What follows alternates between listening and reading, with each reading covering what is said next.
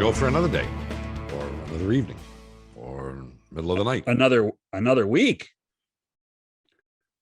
Well, yeah, it's Monday, isn't it? All Forgot day. what day it was. McCowan Shannon with you on the podcast/radio program. He's one of our favorites, and we catch him in an unusual circumstance, a rare circumstance. Mm-hmm. The president of the Vegas Golden Knights, George McPhee, joins us today, watching the playoffs rather than participating in them. And that has only happened, I think, once or twice in his career. Mm-hmm. McPhee, this time, after these messages. McCowan and Shannon back with you. Our guest today is doing something he is not used to doing while sitting and talking to us while the Stanley Cup playoffs are going on. Under normal circumstances, George McPhee and the Vegas Golden Knights would be participating. They have every other year they've existed.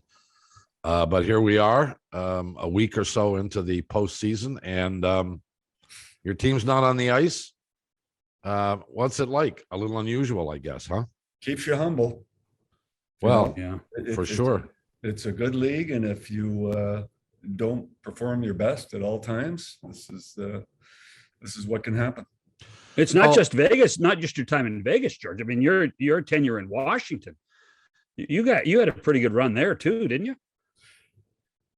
Yeah, I think we missed the playoffs when we rebuilt the team. We made the playoffs 6 straight years, and then we missed that 1 year, and right.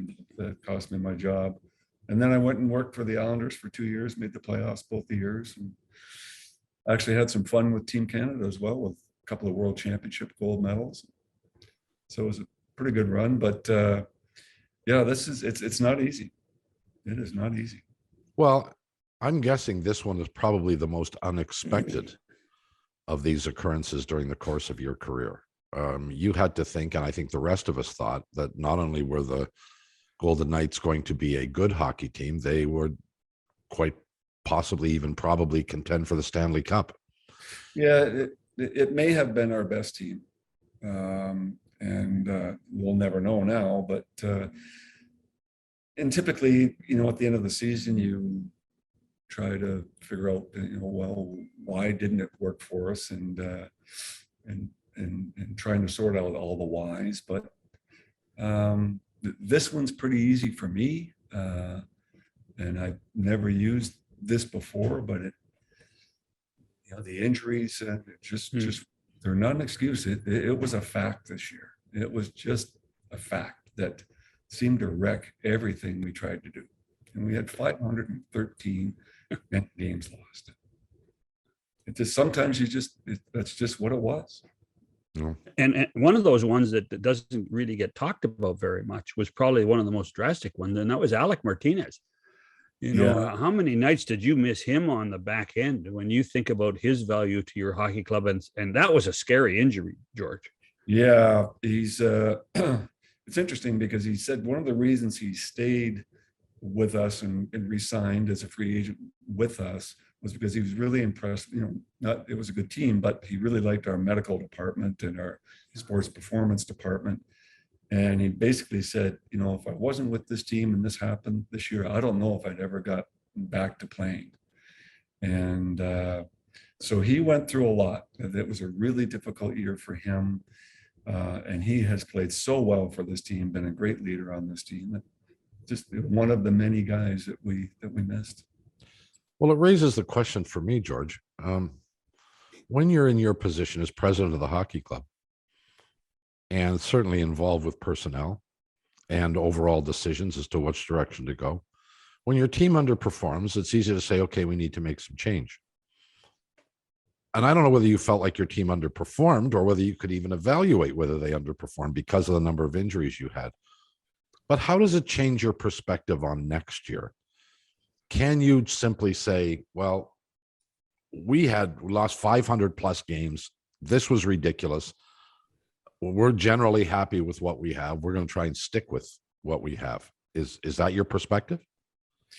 Yeah, you can't overreact.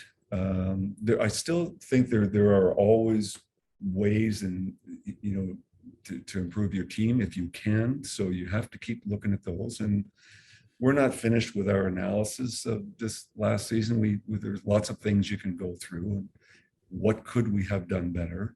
And what things, we'll just never know about because we just never had a chance to do it. Like, we had our best line in training camp was Carrier, Nick Waugh, and Colasar. In all our scrimmages, they were really good. They were good in the preseason. We got 2 periods out of them as a line this year. And it wasn't until the 78th game of the regular season. They were either injured or had to play on different lines because we were so short up top. But we thought as a 4th line, they would be outstanding because they're real puck possession group and kept the puck deep in the offensive zone. And we got to game 78 before we could play them together. And Colasar was hurt before the end of the second period. So that's the kind of thing we went through. So how do you evaluate? It's hard, but we will. And when we get through everything, we'll put together a plan. And again, make sure we don't overreact. That discussion about evaluating, did you literally take 4 or 5 days saying, listen, we're going to everybody go their own way for 5 days? Or how have you managed it? It's only been 10 days since the regular season ended. How have you managed that expectation? Well, you have to get to the players quickly because they leave town often to go play in the World Championships or to get a break in. And so Kelly has met with all the players, had extensive exit interviews. And then Kelly has met with the coaches twice now. And then he and I we're meeting this week, and then we'll meet with Bill by the end of the week or next week. And then we'll sort of have all of our, that part of our analysis done. We've got to still sit with our analytics group and so on, but it takes several weeks sometimes to get through it. Tell me about trying to do it fast. Tell us about exit interviews. I'm intrigued as to, what kinds of conversations do you have? I mean, Kelly's going to do it now, you're general manager, Yep. But you've done it for years and years and years. Yep. What do you ask them? Easy stuff. What'd you think of your year? And let them talk about their year individually. And then, that leads to other things. This is, as a manager, what I saw. Analytically, this is what we saw, that either is consistent with what you're saying or it's not. So you have those discussions. And then you talk about the team, and not necessarily in this order, but you talk about the team. How is the medical staff? How is the equipment staff? How is your relationship with the coaches? What can we do better? Organization. Is there anything we can do better? Is there anything that you did with a former club that they're doing better than us, and how can we get there? All of those kinds of things, and it can go in all kinds of directions. Is Peter involved in any of them? He has his own interviews with the players. He does. And, so they get all through that. And then Kelly, I believe, met with the coaches before they interviewed the players, before Kelly interviewed the players, and then they get together with the coaches after. And there's a lot to be learned. How receptive would you say you are to the opinions of the players? I mean, they obviously, some of them at least, will have a different point of view from you. You want to listen, but if there's a minority that have one opinion and it's different from yours, you're not under any pressure to take that opinion. How do you absorb all of this stuff? No, well, it's in terms of my management style, I have always wanted to hear from everybody. Everybody gets, I want everybody's input. And especially upstairs when you're sitting in meetings with pro scouts or the amateur scouts, the analytics guys and so on, you get input from everybody. And you eventually get to a place where you're thinking you're making the right decision. And you've got to encourage people to feel comfortable, to speak up, and you get through it. But at the end of the day, every once in a while, if you can't get there as a group, that's the job of the manager or the president to, go into his office, close the door, and make a tough decision. Figure it out. Yep. Who taught you that? Was that Pat? I think Pat was good that way. Pat Quinn was really good that way, with having all the guys in and making people feel comfortable. And it's, you hire all these really talented people, analytics staff and video people, and again, your scouts and other front office people. Make sure you listen to them and create that environment where they're comfortable speaking up and contributing. And it's interesting, when you have the young guys, I always have the young guys that are, helping us with video, helping us with the war room.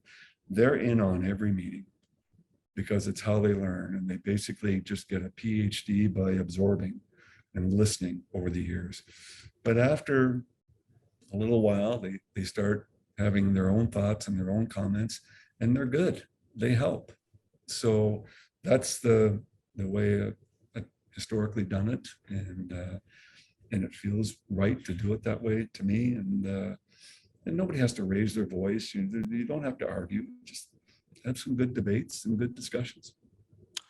I read an article recently from some ink-stained wretch, and I can't remember whether it was, I really don't remember who it was, whether it was one of your local guys or a national reporter who said, well, time for Vegas to tear it down and start over again for the first time. That's almost, even if you were inclined to do that, and I don't think you are, but even if you're inclined to do that, that is almost an impossibility with the quality of talent you've got and with the payroll you've got. True or not? Yeah, I don't think I'd ever be inclined to do that. And you're right, it's not easy to move contracts and so on. And this may have been the best team we've ever had. And we've worked hard to get here. I remember, and I may have had this discussion with you in the past, but interviewing Bob Clark and Doug Risebrough at different times, because both had expansion teams. And the one takeaway that Doug Risebrough had was, you're going to love that team that played for you in the first year. But if there are opportunities in the off season to make your team better, you got to make the hard decisions and make those moves if you want to win a cup. And I think he was sort of lamenting that maybe he didn't, got maybe a little sentimental. And we've been aggressive, and we've worked hard at it. And, you look at our top line of Pacioretty, Stevenson, Stone. We traded for all three players. And that line, when they're healthy and playing, is one of the top three lines analytically in the league. So we've been aggressive with that and with free agency and so on, and making those hard decisions. And we think we've got a pretty darn good club.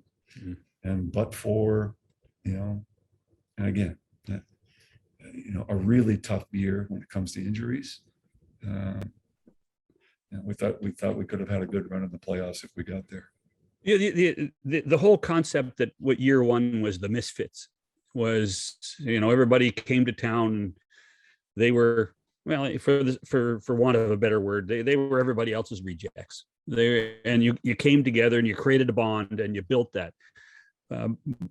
But it was difficult to change that, but you have changed that. And have you had to manage expectations of your players? Because you don't have everybody making between $2 and $4.5 million anymore. You got guys making $750,000 and $10 million. Yeah. Does that change for you? It shouldn't change your culture. And if it does, then that's on you as a management group. To make sure that the culture is still the right culture.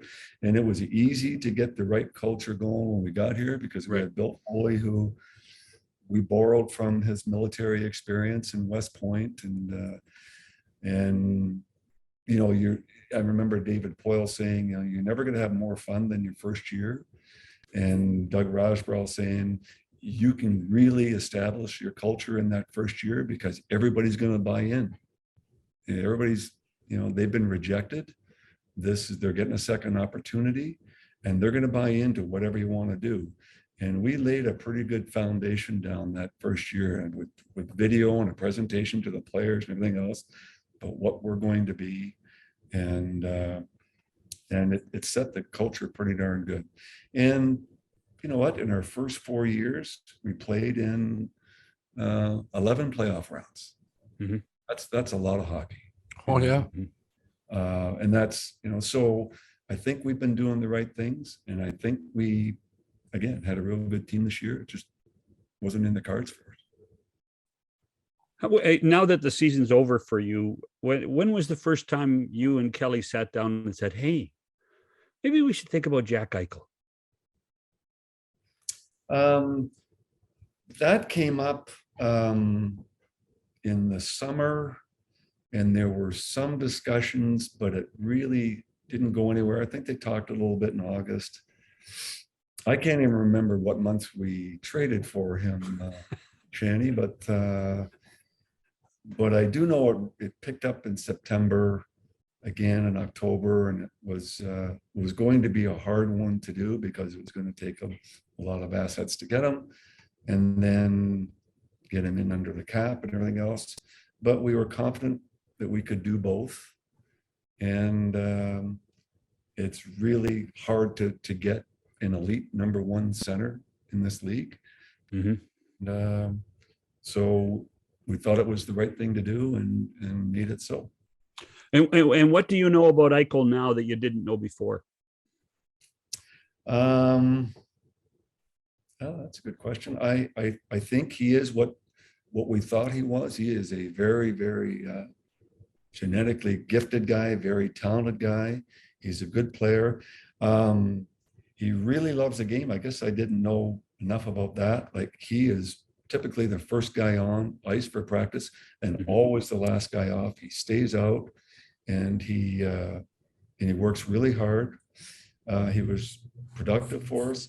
What most people probably wouldn't know is that he really he broke his thumb in a bad way about 3 or 4 weeks into his return.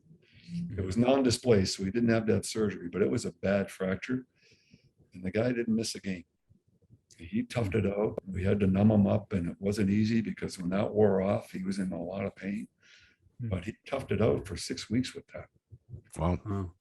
Can I just ask, I just wanted to the Eichel, what did you see and how much did you investigate the surgeries? Because when you traded for him, there was never a question in your mind that he would have the artificial disc replacement. And yet that was the big issue in Buffalo. Was that just a discussion with your medical staff that said, hey, no, this isn't going to be a problem? Was there something about, you know, MMA is big in Vegas, so the doctors understand it because MMA athletes have had a lot of it? How did that work? We did as much research as you could do, and boy, there weren't many second thoughts. It just seemed to be a great advancement in modern medicine, and it was, you know, as procedures go, it sounded like it was pretty simple, but it's more elaborate than people would know. Within a week, the young fella with the Hawks had the same, Tyler Johnson, yeah, the same surgery. And the day after the surgery, Jack was standing in the hall passing pucks with somebody, and had on the goggles that help you with the vestibular and ocular stations, and he was lifting heavy. He probably could have come back a little bit earlier than he did, but we just wanted to make sure that, you know, the surgery really went well. Let's give it a few more weeks and do it right to make sure he never has anything to worry about. And he got drilled a few times this year, no issues whatsoever. So that part of it really seemed at the time, we just weren't that worried about it. Well, I wanted to I was kind of jumping in there, but I wanted to ask a question along the same lines. So here's a young kid with great talent who hasn't played in quite a while.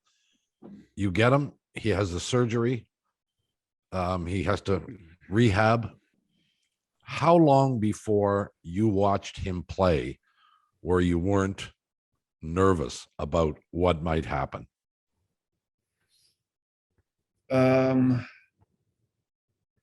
Probably just a game or two, Bob, because Really? yeah, because he had been on the ice a lot with us Mhm. and non-contact and so on. And again, after some of the UFC, what the UFC guys had said about, their procedures and then get back in the ring and they're fighting and land on their heads and everything else. No,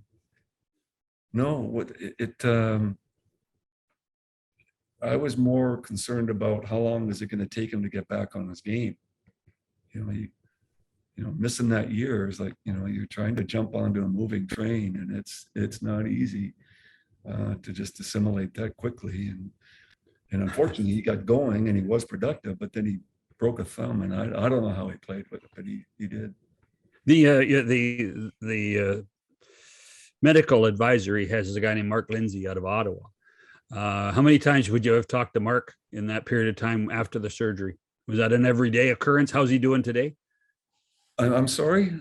Mark Lindsay, his physio guy, the guy when he went to Carolina. Right. Yeah, I don't know what kind of contact he has with him now, but no, but did you talk to those people on a daily basis? How was your communication? Yeah. Well, Kelly did. Obviously, Jay Millette, our director of sports performance, would be dealing with him every day, but we did make sure that we wanted to get Jack out here to meet everybody right after the trade, then have the surgery and go. We sent him to South Carolina and he worked with him. And then when he was in a place where we could then take over, we let him go home for Christmas from Carolina and then come out here. And then he was with us the rest of the way. Speaking of injuries, and I hate to keep going back to injuries, but that really was the story of your team this year. How is your goaltender? I assume you have been in communication with him. Yep. Kelly's talked to him. He had successful surgery last week. We thought it was something that he might be able to play with, tough it out, and it just got to the point where he couldn't. He was struggling, wasn't on his game, didn't feel comfortable, and so something you're hoping you could wait until the end of the year to do, like you can with some players. Every year you have, at the end of a season, 3 or 4 guys go into the auto body shop and get cleaned up. And so it's not unlike he had the other shoulder done last season at the end of the season. So he should be ready for the start of the season.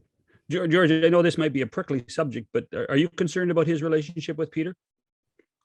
I'm not. No. No, there's been some noise about that. Yeah. But people get over it, and really it was about his ability to play, and we were going game to game there. Can he play? Can he not play? Are you comfortable? And it wasn't easy. And then, he just wasn't on his game, and he just couldn't play the way he wanted to play. So I had to shut it down. Assuming he's your number one goaltender going forward, and I'm not trying to suggest he wouldn't be, are you comfortable with what you have behind him? Yes, Brossoit played well for us, but ended up having his own injury. Right. So, as you know, our first and second string goaltenders were out down the stretch. And Logan Thompson came in and played real well. We've really liked the way he's played. He was terrific in the American League, and he came up and he gave us a chance to win games. He was good.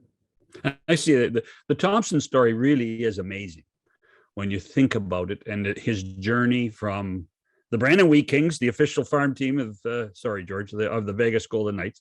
And then to go to, well, how many guys? Come on now. And then to go to Brock University and the East Coast League. And and now I just noticed he got picked for Team Canada for the World Hockey Championship. Yeah, it's fantastic. Really, really good for him. It really is quite a journey. It's something that it's kind of a really good feel good hockey story, isn't it? Well, it gives everybody hope, right? Everybody that's trying to make it to the NHL, there are all kinds of different ways to get there. And, there just aren't enough good goalies to go around. There aren't enough good players to go around. And if you show that you've got something, someone's going to give you a chance. It's kind of like guys that used to go to Bowling Green and, got a chance and got to play and right. Yeah. You can, and your old coach retired this year. Yeah, that was a surprise. He sent me a text that morning and I said, I don't know whether to be really happy for you or just sad for you, but he said, no, I'm good. I don't have to deal with referees anymore. We're obviously talking about Jerry York. So he went on to one of the schools in the Boston area as one of the great college coaches of all time, in the Hockey Hall of Fame now too. But one of his first success stories was George McPhee at Bowling Green. So. Well, I think Dave Taylor is probably the first success story. Well, but at Clark, I was at Clarkson. Yeah, coached him at Clarkson, and Dave ended up being a heck of a player and a real good executive. We want to take a break with George McPhee, the president of the Vegas Golden Knights. We'll change gears a little bit, talk a bit about the playoffs when we come back after these messages. Bob McCown, John Shannon on the radio program and podcast with George McPhee, the president of the Vegas Golden Knights, for the first time since he's been in Vegas. He's sitting watching. Or are you sitting watching? Do you pay attention to the playoffs now that this is over, or get away from hockey? No? Yeah, I've actually, the first couple nights were tough, and it does come back when you're watching games, but I've enjoyed watching the games. Well, at least you're not yelling at referees and hockey ops. Oh no, you're still yelling at them. But you can't watch as a fan, McPhee. You have to watch as a vested observer. Yeah. You're trying to watch everything. You're trying to be analytical. You are trying to, is there a trend out there that you may want to pick up on and try yourself? There are, but it's just such a good league, and the games are so good that you can just be a fan sometimes as well. What are you enjoying then? What's when you think of it, what's jumping out at you? Probably everything. It's just, but it's still as good as teams can be. It can still come down. It's the guy in the net. Yeah. I could not believe how well the guy in St. Louis played in that first game against Minnesota. Holy cow, it was good. Billy Husso, yeah. Yeah, and just watching the kid in Dallas, Jake Ottinger, real good person. I know him from the U.S. program, and my son, and boy, he's been really good. And then you're looking at these third stringers, and they're hanging in there. Yeah. I mean, the speed of George. The one thing I would say is, I watched the Oilers. I've watched the Oilers most of the season. Every time I think the Oilers are fast, and LA comes at them last night, and they're faster. The speed of the game is phenomenal. How has that happened? Is it just rules? No, I don't think it's just rules. I think that's just if you want to play in the league, you've got to be pretty elite in a lot of regards. If you're going to play in this league, you got to be a really good hockey player. Yeah, and I think a lot of teams have emphasized speed over the years, and we came in, our first year team was really, really fast. Yeah, and opened some eyes, and people tried to follow suit. We could talk about each series individually, and maybe John will get to that, or I'm sure he has some specific questions about some of the things you've seen. But one of the overall points of conversation during these playoffs, generically, has been the refereeing and the number of penalties that are being called. We are all of an era when the playoffs came, the referees, for the most part, put the whistles away. It was not unusual to see 3 minor penalties in a playoff game. And a lot of stuff that was called during the regular season is not called or was not called during the playoffs. And we periodically debated the merit of that, but it was a given. That's how the game was played. That's sure not the way they're refereeing right now. In fact, some would say it's gone completely the other direction. I'm very intrigued by your perspective on it. And are you surprised by what you've seen? Yeah, there have been a lot of calls, and I'm more inclined to want them to let them play. There are some things that you just don't have to call, and I'd rather let them play. I haven't seen much of it, but I don't like the thing that always bothers me going in the playoffs is, I worry about guys on the other team that dive a lot and draw a lot of penalties. And I always want the referees to be on top of that. Don't allow that to happen. And I go back to a series that we lost when I was in Washington to Montreal. We're up 3-1.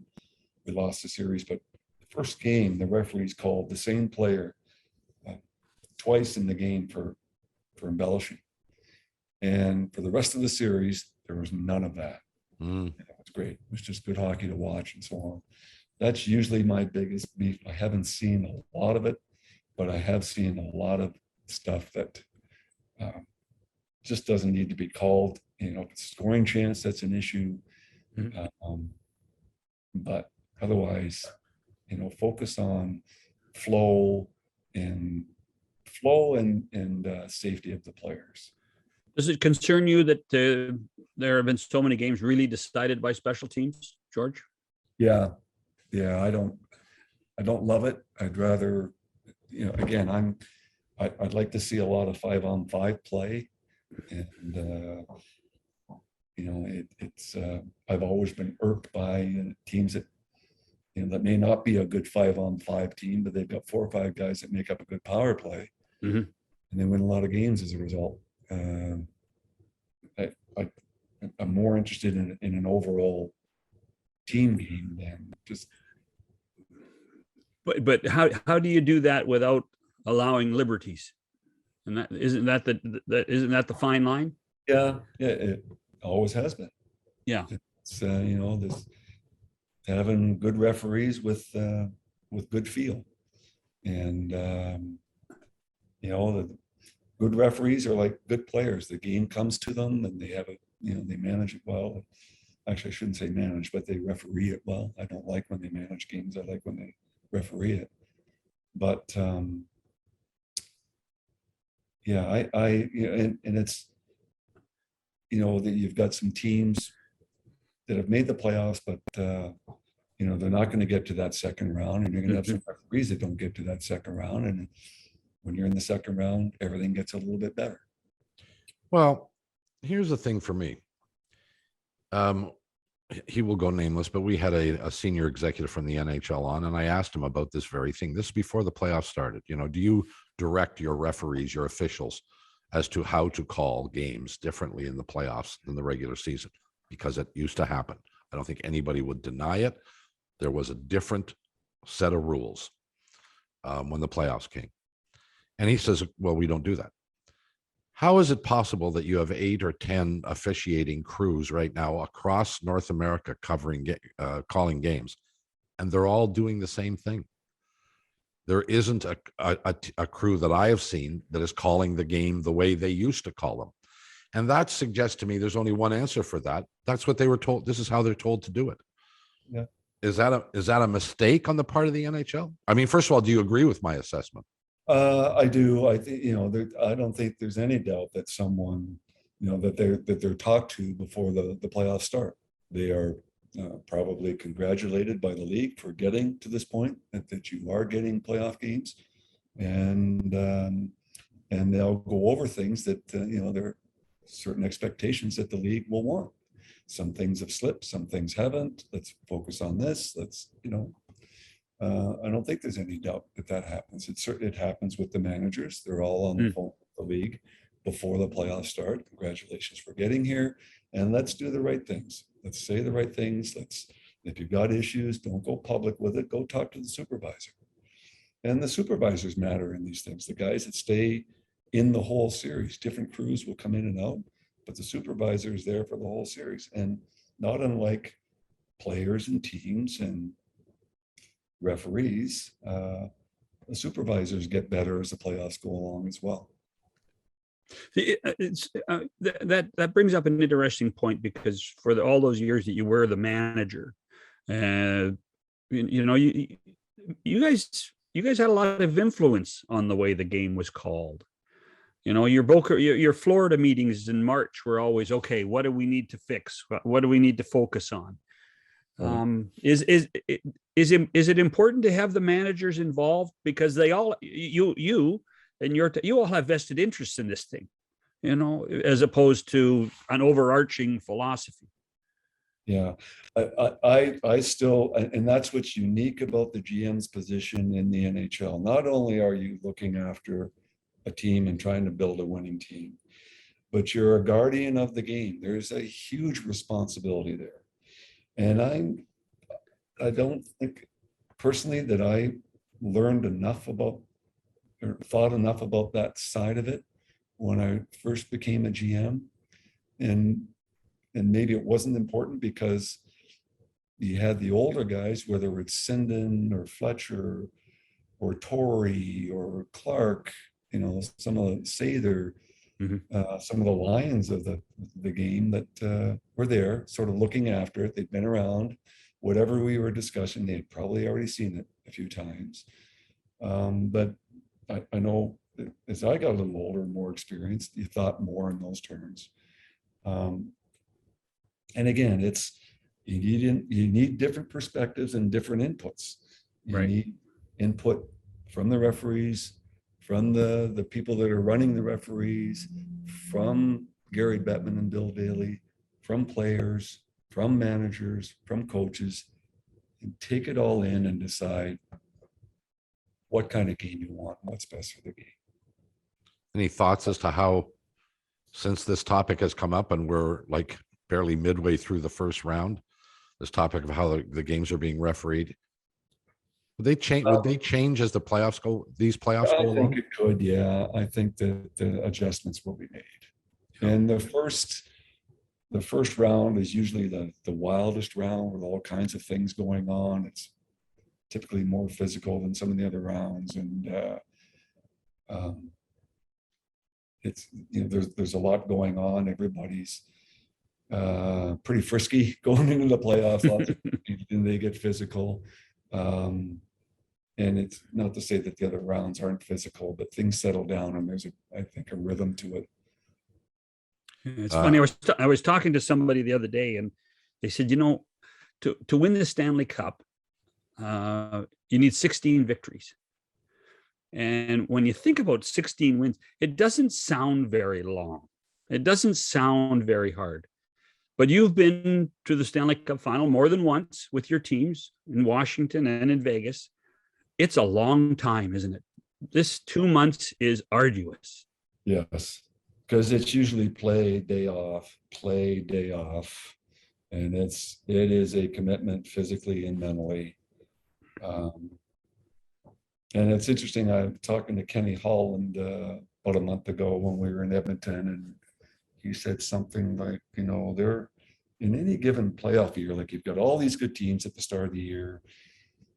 Everybody's got a good staff, good coaches, good medical, good training, everything. And everybody's trying to do the same thing.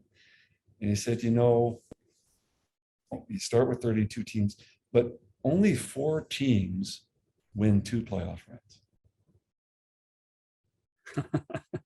When you think about it, from that perspective, that's really hard. Yeah. You know, that's not much. You know, it's like I think about what we did in winning, or not winning, but playing in 11 playoff rounds in 4 years. It's pretty darn good. But when he said that, I had never heard it expressed that way before, and he was absolutely right.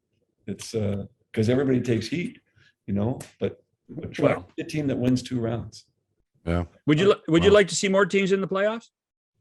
I'm fine with the way it is. Yeah. Yeah. And I think That's 2 of us on this conversation, George. 2 of us like it that way. Yeah. Well, Our buddy here doesn't. and No. why do you think we would add more? Should add more? well, first of all, we're now at 50%. Half the teams get in, half the teams don't. It was not that long ago. There were 21 teams in the NHL and 16 made the playoffs. I remember 5 those. were out. Yeah. And what have the other sports done? Baseball's expanded, NFL has expanded, NBA has expanded. Now, do I like the idea of extra teams being in the postseason? Not necessarily. But especially in a sport like baseball, and to half the extent, hockey, because essentially you play half the same number of games. If you're in a market where you don't sell out and you got a chance to make the playoffs, those games in the last 2-3 weeks of the season have a chance to be really important games, and you'll fill the house. And then you add a game or 2 extra in a playoff at the end. You know, okay, is it fair? No, but you know, I can also remember when there were 20 teams in Major League Baseball and the American League champion played the National League champion, and there were no playoffs. You went from the regular season to the World Series. So everything evolves. Yeah.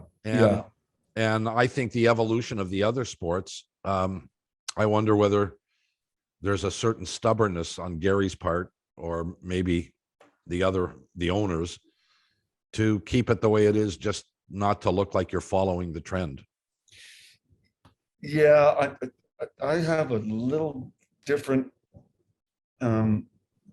perspective or thought on it, and I worry about some sports at different times, and I guess particularly the NFL, because I don't find the in-arena experience, the NFL or the in-stadium experience, a great one. They're just it's horrible. There's so many timeouts, so many stoppages. Yeah. And when you're and so are you doing things just for the money? Like, are you adding more playoffs teams in the NFL and baseball because you're going to make more money? Or is it really what's best for the game? Like right now, I think the NHL is a great game. And we've, you know, it's hard to get into the playoffs. You got to be a good team.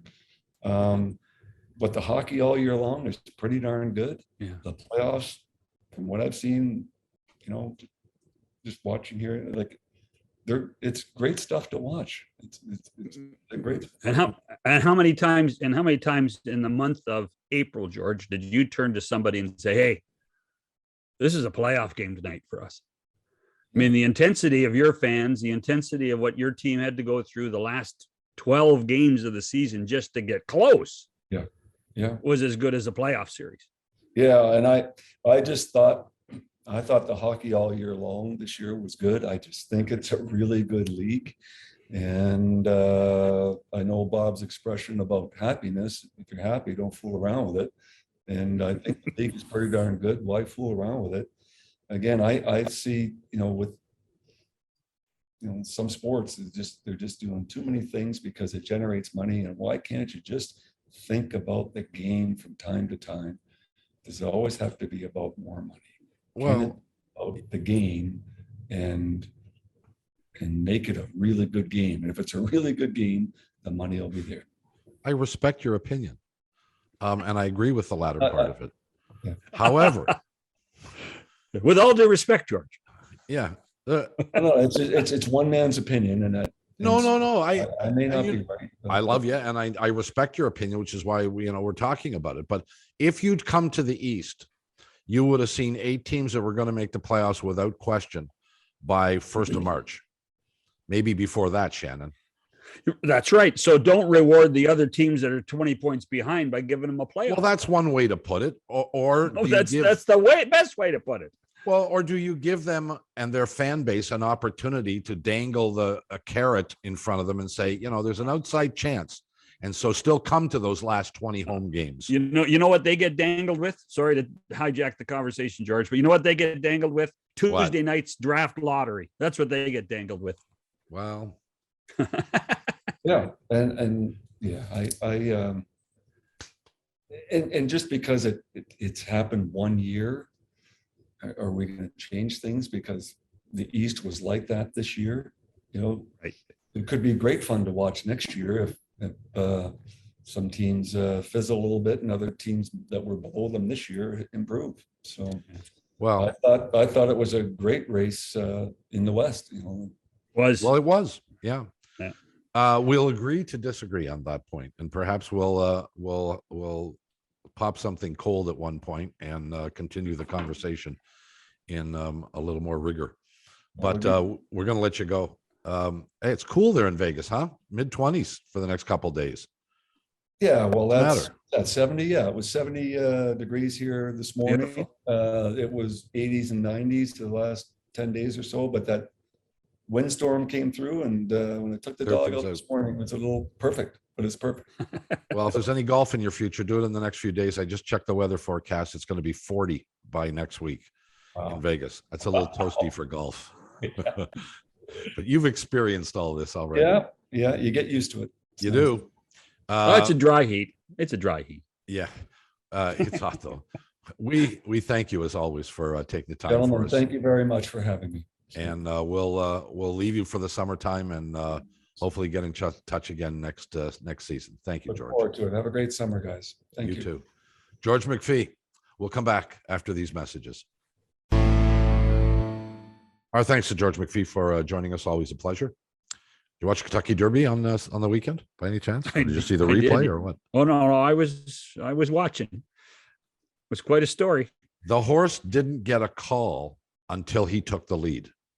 Did you know that? No. Yeah, no. I watched. Well, let's get a call, Bob. He didn't know until 30 minutes before the actual draw was made for the final grouping on Friday. Or to get in the race, but he never got a call from the announcer. Never mentioned him until he took the lead. The announcer, if you watch the replay of it, and I've done it a couple times just to make sure. Yeah. There were the two horses, two of the favorites were 1, 2, and then there was a horse coming from the outside who never got there. Mm-hmm. And then it wasn't until he took the lead that he actually got a call. And second longest shot ever to win the Kentucky Derby, 80-1. Holy cow. Holy cow. How much did you put on him? Not a nickel. I don't bet on the horse races unless I'm there. And you weren't there. You weren't in Louisville. Only if I'm at the track. I don't think. Well, I may have made 1 or 2 bets down at George Bigliardi's when he had an off-track deal there, but I don't remember if I did, to tell you the truth. Anyway, we mentioned Barry Trotz getting fired on the island. From his position. Removed from his position. Yeah. Same thing. I just don't. I've been removed from a few positions in my time. As have I, which is why I try to be a little more. Where's I Trotz think wind up? Winnipeg. That's my at first blush. He's a Manitoba guy, Dauphin. The Jets know they think they need a jolt. Barry would certainly give them a jolt.